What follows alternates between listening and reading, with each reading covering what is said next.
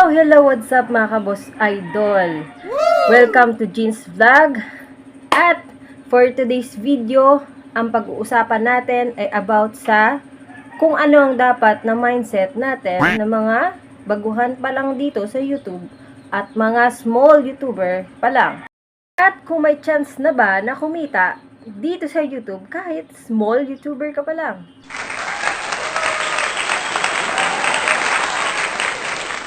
So, itong video na to ay tamang-tama sa inyo, lalo na dyan sa mga small YouTuber at mga beginner pa lang. Dapat nyo lang gawin ay stay put, relax, at panoorin hanggang dulo ang video na to. Video na to ay makakatulong sa atin na maging successful at maabot yung mga pangarap natin at kumita ng malaki kahit na small YouTuber ka pa lang. At kung bago ka pa lang sa aking channel, ay huwag kalimutan mag-subscribe, like, follow, and share, at i-click ang notification bell para ma-update kayo sa mga sunod ko na video.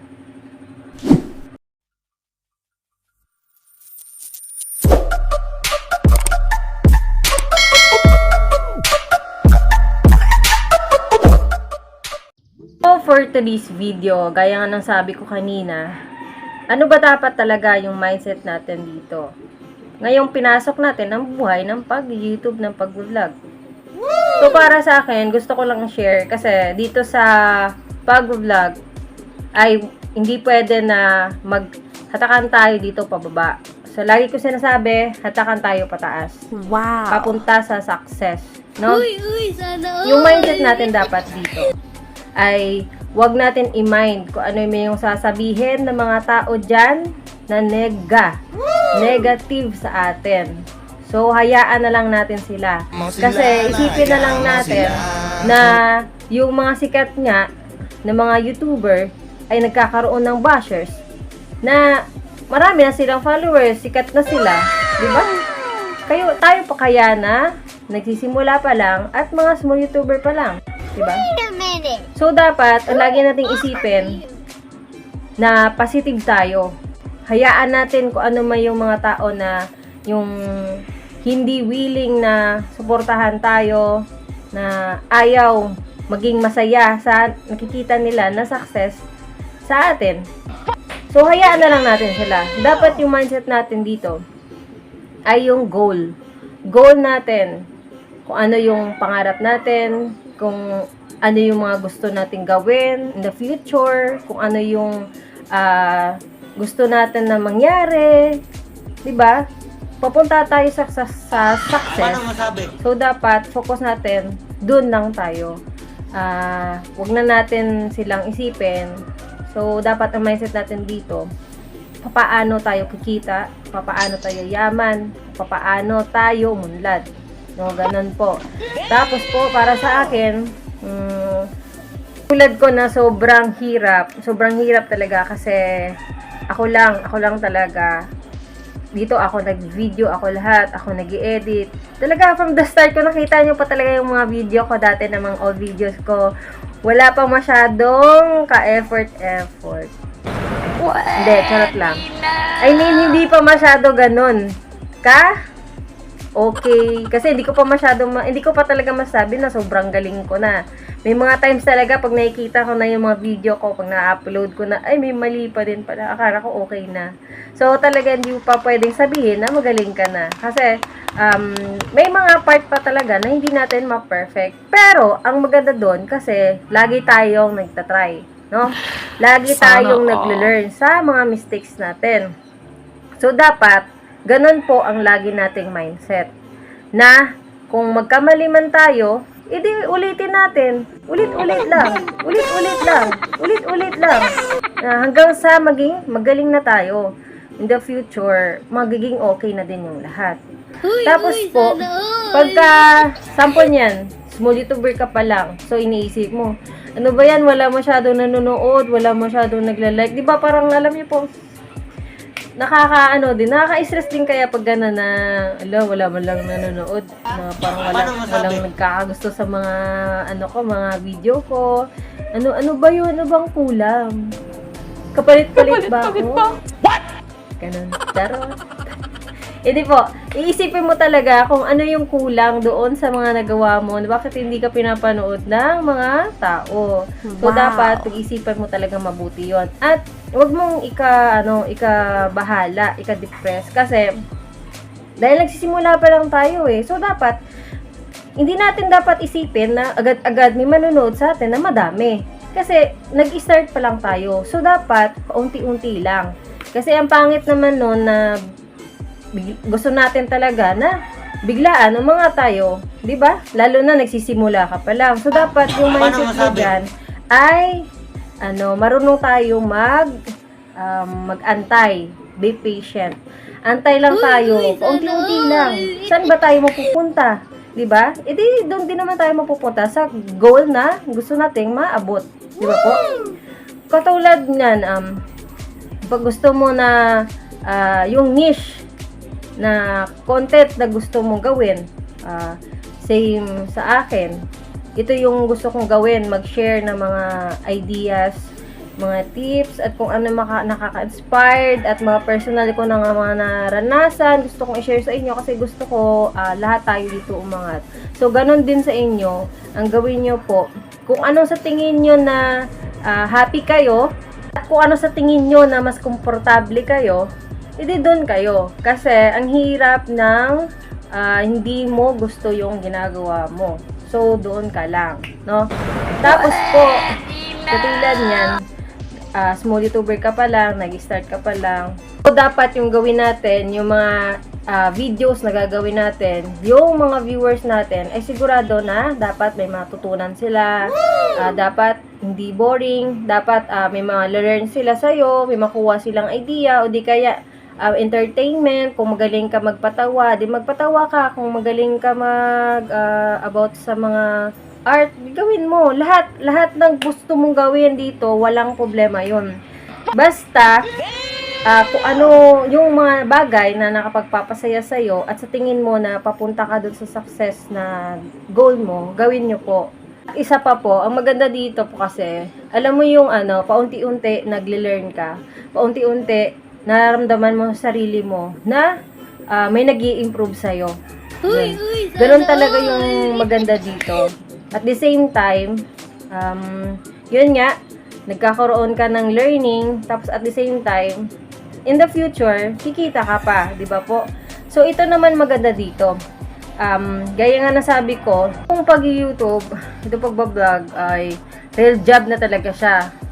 Ano na siya, panghabang buhay na talaga to na trabaho talaga siya. Dito sa YouTube, commit mo na yung sarili mo. Talagang dapat magtrabaho ka dito ng maayos. Kasi panghabang buhay na talaga to. Sigurado yan. Panghabang buhay na talaga ito. Kaya ang dapat natin gawin, wag ho tayo agad-agad mawala ng pag-asa. Kung walang nanonood sa atin, okay lang. Upload ka lang ng upload ng video. Ganyan na sabi ko yung sa isang video ko, upload ng tayo ng mga videos. Hayaan lang natin. Basta, importante, kasi yan, parang alam nyo pa yung, wala ka na may na-upload na video, sino manonood sa'yo kung wala ka namang video na upload, diba? Di walang manonood. Kasi wala naman silang video na mapapanood eh. So, ganun lang yun. So, dapat, gawa ka lang ng gawa ng video. Ganun lang. Continue lang po. Kasi darating din yung panahon na may makakapansin din, magsasubscribe sa'yo at mapapanood ka nila.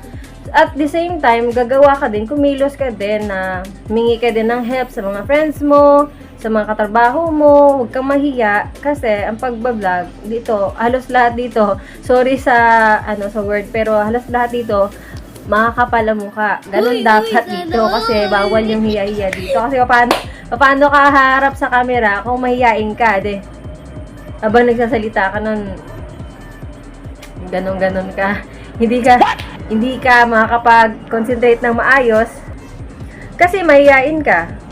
So, diba, paano mo magagampanan yung pagiging vlogger mo kung mahiyain ka? Lalo na kung may mga times talaga na mag-video tayo sa labas. O pag sa labas tayo, edi mas lalong mahihiya ka. Diba? Paano masabi? Kung talagang ihayaan mo lang na magbablog ka nga, pero mahiyain ka naman, so hindi mo talaga magagampanan yung pagiging vlogger. So dito talagang lakasan ng loob. Lakasan ng loob talaga. Marunong kang humarap sa camera ng alam mo sa sarili mo na magagampanan mo talaga yung bagay na gusto mong gawin. At ito po yung exciting part dito. No, gaya na sabi ko kanina dun sa intro, kung ano ba na kung may chance na bang kumita kahit na small YouTuber ka pa lang. Diba? Ang galing. So, katulad niyan, kagaya ko, na-excite din ako kasi nalaman ko din to kasi nagsisearch din ako ng mga bagay-bagay na makakapag-excite sa akin, na makakapag-push sa akin na ipagpatuloy ko tong pag-vlog ko. Alam nyo ba na kung yung videos nyo, at ito din pala yun na sinasabi ko na maggawa lang kayo ng gawa ng video, pagpatuloy nyo lang kasi once na yung video nyo ay meron na pong advertisement. Advertisement nga, kagaya ng sabi nila, ganun po yung tawag dun. Alam nyo ba na dito sa Pilipinas, pag meron ka ng 1K views, ay meron ka nang kikitain na $1. So, diba? Pero pag malaking bagay yon. So, kaya dapat, kaya nasabi ko, pagsipagan nyo lang yung paggagawa ng video. Kasi, meron din niyang patutunguhan. Meron din niyang magandang balita. Good news din yan sa atin. Wow. Blessing din yan. Kaya, sipagan lang natin dito sa pag-vlog. Yun yung tinatawag na CPM. Isa pa ang magandang balita dyan, ay kung meron kang viewers na galing sa ibang bansa, alam nyo ba na pag 1K views na ang nanood sa'yo, tapos merong mga taga-ibang bansa, pwede ka kumita na $2 to $3. O, diba? Ang galing. Kasi pag mga taga-ibang bansa yung mga nakapanood sa'yo, alam nyo ba yung equivalent nun? Kaya, mas malaki kaysa sa equivalent dito sa PH. So, malaking bagay na yun, di ba po? At ito pa, ang isang maganda dito sa mga advertisement. Magkakaroon ka ng advertisement na 1 to 2 advertisement. So, anong ibig sabihin doon? Hindi, pera. Diba pera na yun? So, magandang palita pa rin. Kaya, gaya nga nasabi ko, huwag tayo mawala ng pag-asa kahit na small YouTuber ka pa lang. Pasensya na talaga sa mga manok dito kasi gising na ata sila. Maingay. Kaya nasabi ko, pag nag-vlog tayo, dapat mas malakas yung boses natin kaysa sa mga voice na mga naririnig natin sa labas. Kasi katulad niyan, yung peso kasi, wala akong ibang pestuan, kaya dito talaga ako nagpesto palagi, no? Kaya, tsaga-tsaga lang. Kaya dapat talaga malakas yung boses mo para at least masapawan mo yung mga nag-iingay-ingay dyan na manok sa labas. Wait a minute! Kaya ito yung mga number one reason, kid. Kaya wag tayo doon sa mga negative na kahit na maraming negative. Ayaan nyo lang, positive tayo. Doon lang tayo lagi.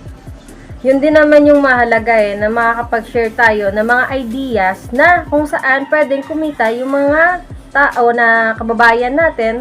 At least, karoon din sila ng chance na kumita. Kagaya mo. At isipin mo na lang kapag lumaki na yung channel mo, tapos madami ka ng video na upload, mas madaming commercial, di mas maraming pera. Diba? Chances of winning. Kaya nga nang sabi nila. At isa pang excitement part dito, kapag umabot ka na kahit 5K followers dito, 5K subscribers, alam mo ba na may chance ka na magkaroon ng mga sponsors? O, diba? Ang galing. At yun yung number one reason na gusto ko talagang maranasan. Yung magkaroon ng, alam nyo ka ano, magkaroon ng sponsors at magkaroon ng brand deals at sponsors. O, diba? Ang galing. So, kahit doon na lang po tayo kumapit. Doon sa mga part na nakaka-excite at mga part na alam naman natin na kayang-kaya mong abutin. So, doon tayo sa mga positive. Yun dapat yung mindset natin, no? Na mga small YouTuber.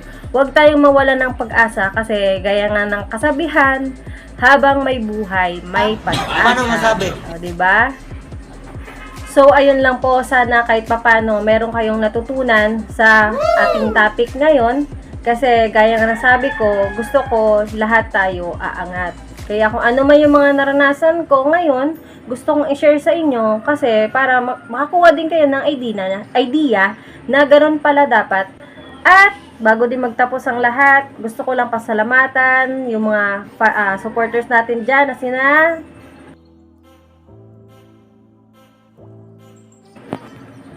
at isa pa po, at kung gusto nyo pong may mga kayo, comment lang po kayo sa comment section at maglagay po kayo ng hashtag Jeans pa shoutout para ma-shoutout ko po kayo sa sunod ko ng mga videos. At kung may gusto kayong mga i-reviews ko at may mga katanungan kayo, sasagutin po natin yan sa sunod ko ng mga videos. So, yun lang po. Thank you so much at God bless sa lahat.